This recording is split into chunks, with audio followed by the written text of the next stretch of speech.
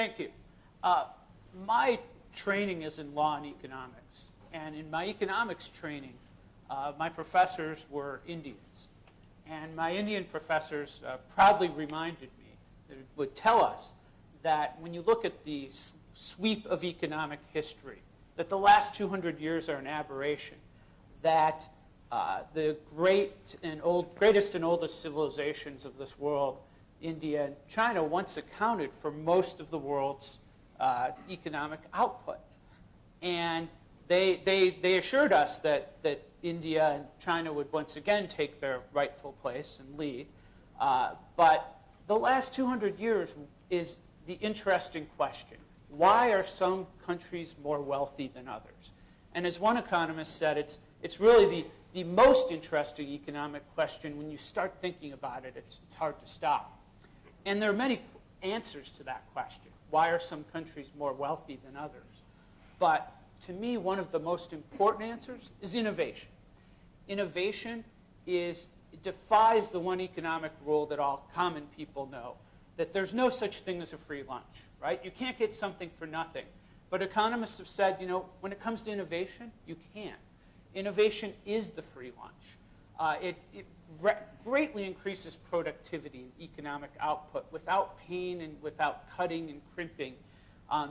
In the US, it's estimated that by the first half of the 20th century, before Silicon Valley, before the Green Revolution, before the biotech revolution, 90% of productivity gains and 90% of GDP could be attributed to innovations from the past 50 years.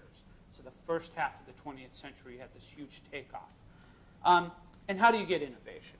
Well, from my point of view, one of the most important institutions is intellectual property. And all too often this issue is framed in countries like India and other developing countries as a matter of satisfying your treaty obligations, satisfying the complaints of the US trade representative, of doing good at the WTO. Forget about that. In the United States, we don't talk about TRIPS. We don't talk about the WTO when we talk about intellectual property. We talk about how to build a system that benefits our people and our companies. And that's what intellectual property does. We should focus on it as a tool of empowerment and development, to empower the innovative and creative capacity of individuals.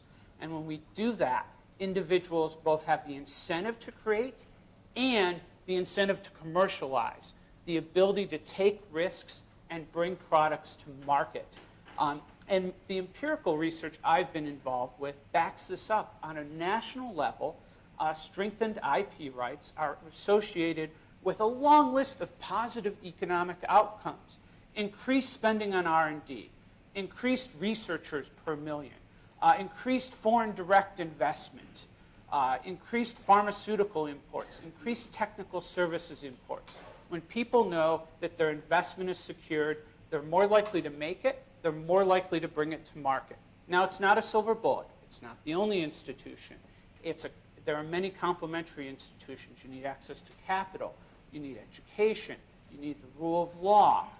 The list goes on. But intellectual property can act as a catalyst. When people's investments are secure and these other conditions are present, they are far more likely to invest and commercialize.